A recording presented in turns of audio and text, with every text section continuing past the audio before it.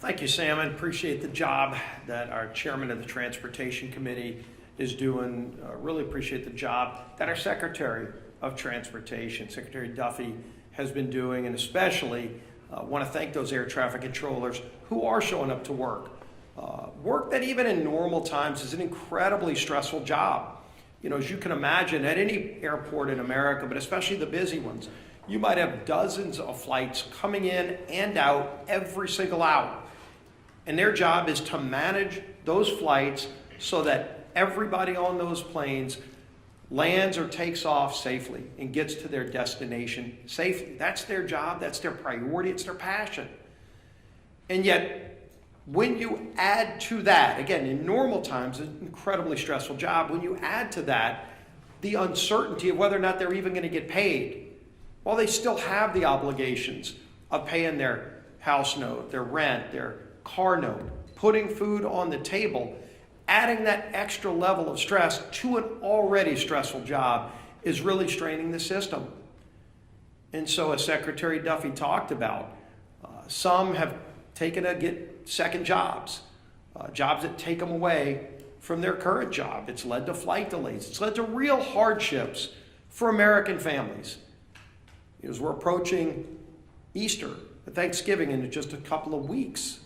You know, imagine you're planning your Thanksgiving vacation to go see your family somewhere else, maybe a kid returning from college to go see their family for the first time in a few months, and you don't know if the flight is going to be scheduled, if the flight's going to be on time, if you're going to be able to make it home.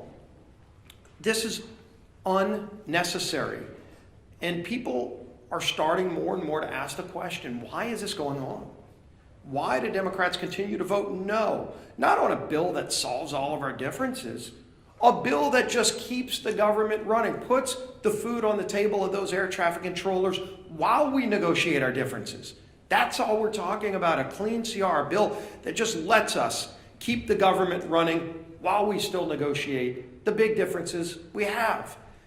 And more over the last few weeks, you've heard Democrat senators say it out loud while they're casting no vote after no vote after no vote. Hundreds of times, by the way. Over 600 times, Democrats in Washington have voted to shut the government down. Think about that. Over 600 times between the House vote, the Senate votes over and over again as if it's just some repetition. All it takes is 5 Democrat senators to have the courage to say, let's just open the government back up again so we can negotiate our differences.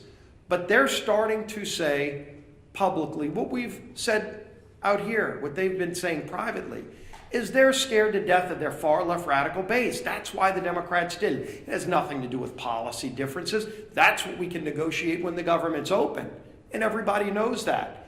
And so why are they doing it? And here we go. And you heard the speaker talk about it. But you had the House Minority Whip. Quote, shutdowns are terrible, of course. There will be families that are going to suffer, but it is one of the few leverage times we have.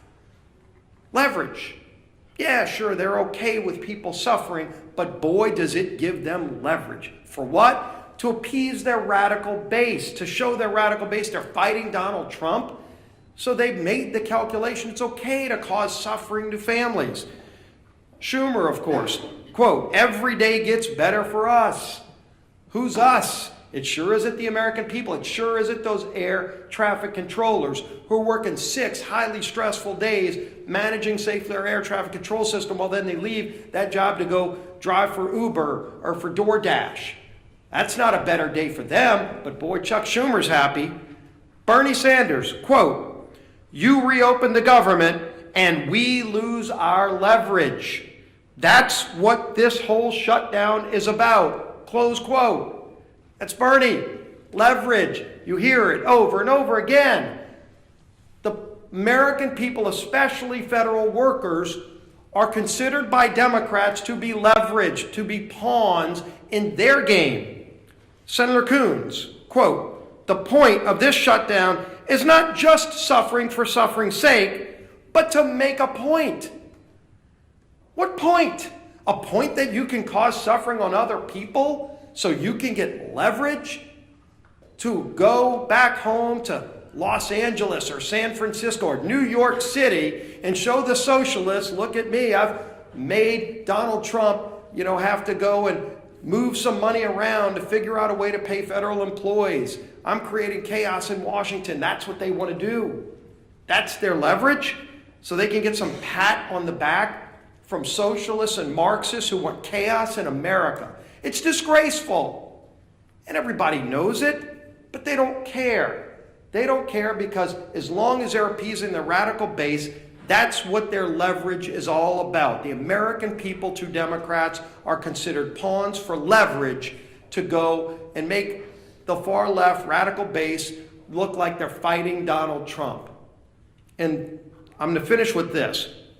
Air traffic controllers, again, as Secretary Duffy, as Chairman Graves have talked about. Right now, 13,000 air traffic controllers are working without pay. 13,000.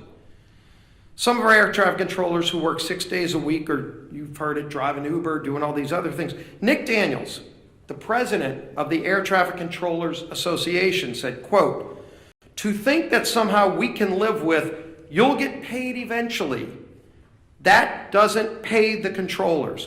That doesn't pay the mortgage. That doesn't pay gas. That doesn't pay the food bill." That's the burden. That's the burden, those 13,000 air traffic controllers whose job every day is to keep us safe when we fly on airplanes is. And why do they have that extra stress? Why do they have that extra burden? So that Senate Democrats can feel like they've got leverage over who, over what, to what end. This is madness. There is no end for them. They just think this is some kind of game and the American people are pawns in that game. It's got to end. Our whip, Tom Emmer.